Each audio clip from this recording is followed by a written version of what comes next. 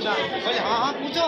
बोले कौन ब्रह्मा का पिता है, कौन शंकर की माँ, और कौन विष्णु की माँ, शंकर का दादा कौन है, हमको दे बता। ये भगत जी चिढ़ गए कि हमारे अजरमर भगवानों के माँ बाप बता रहे हैं, इनके कोई माँ बाप नहीं है, अजरमर है, तेरा दिमाग खराब है, तेरे मैं तेरे को दीक्षा नहीं दिलाऊंगा कर करा के। जब भगवान का अनादर किया, भगवान अंदर जान हो गए, आगे हो।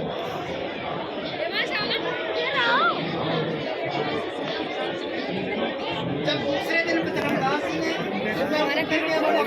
खिचड़ी बना रहे थे, जब खिचड़ी बना रहे थे तो देखा तो एक ही लकड़ी को जलते जलते तो कुछ चीटियाँ जल जल के गिर रही थी। उधर भगवान को कहा था कि मैं जीवन सा नहीं करता। भगवान को ये कह दिया मैं जीवन सा नहीं करता, मैं एकादशी का व्रत करता हूँ, मैं इतना धर्म करता हूँ, वो करता हूँ।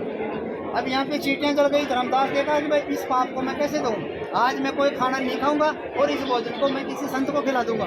ये सोच करके इस खिचड़ी को पूरी को थाली में डाल करके संत की तलाश में निकल पड़ा। चीटियाँ मर गए।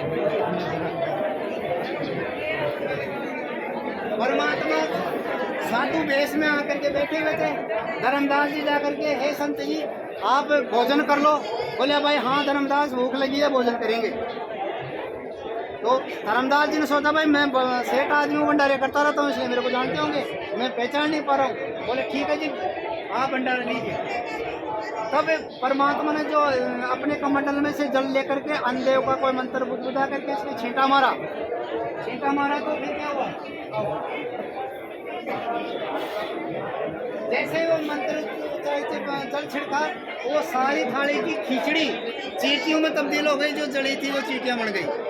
जब चींटियां बन गई तो परमात्मा ने कहा अरे धर्मदास तू तो कल ये कह रहा था कि मैं पाप नहीं करता, जीवन से नहीं करता, तेरा जैसा तो पापी कोई है ही नहीं संसार में, कितनी चींटियां मार दी, कितनी जीव हत्या कर दी।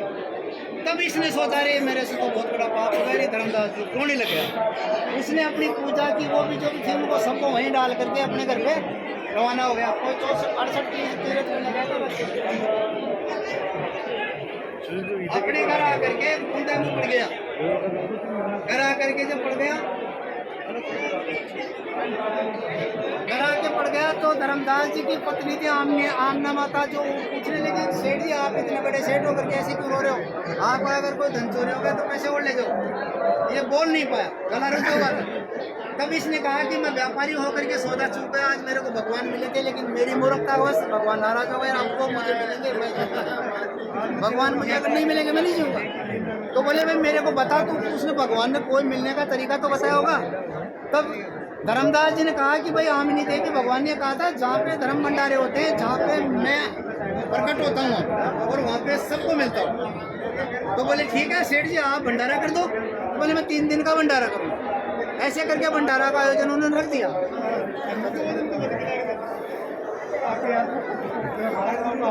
इन्होंने संतों को भंडारे का निमंत्रण दिया।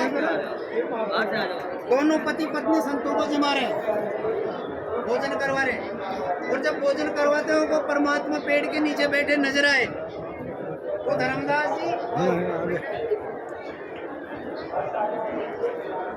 जी जाकर के उनसे आग्रह किया कि भगवान आप घर पे चलो झोपड़ी में। तब भगवान धर्मदास जी के कहने पे भगवान ने अपने धर्मदास की झोपड़ी पे आए।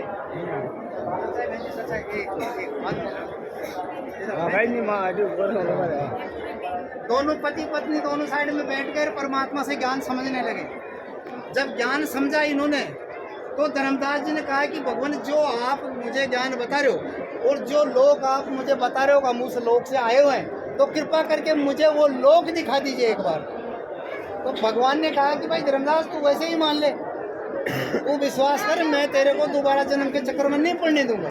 बोले नहीं भगवान मेरी आत्मा शांति तो तभी होगी कि मुझे वो लोग दिखा दो, हम पैसी धरती से आए हुए हैं।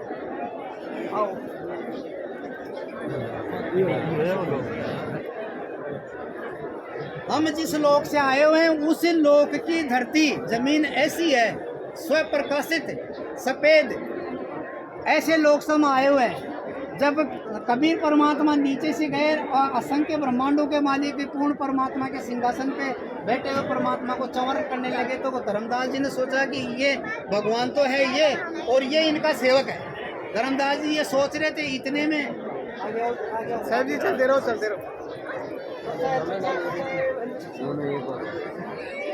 इतने में सोचते सोचते नीचे से गए और कबीर परमात्मा सिंहासन के ऊपर विराजमान हुए। पूर्ण परमात्मा उठ करके चौर सेवा करने लगे। जब धर्मदास जी ने सोचा रहे भाई भगवान ये है कि ये है, असमंजस में पड़ गया, चक्कर हो गया कि यार भगवान कौन सा है। आओ आगे आओ।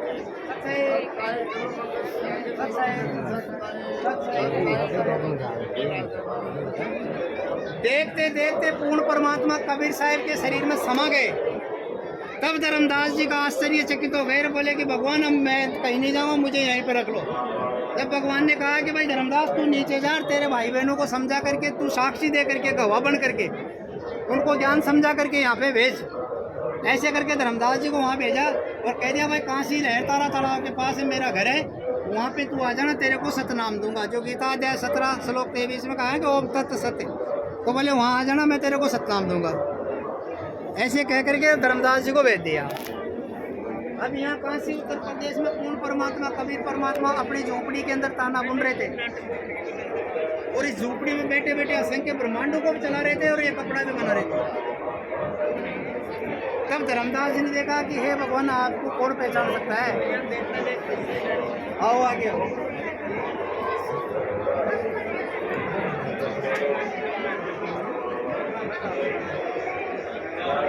फिर धर्मदास जी ने प्रार्थना की और पूर्ण परमात्मा कबीर साहब ने अपने मुकम्मल से उच्चारण किया वाणी, जिसका कबीर साहब नाम का ग्रंथ बन के तैयार हुआ। इसको लिपिबंद करके हम नीचों के लिए भगवान ने रख दिया।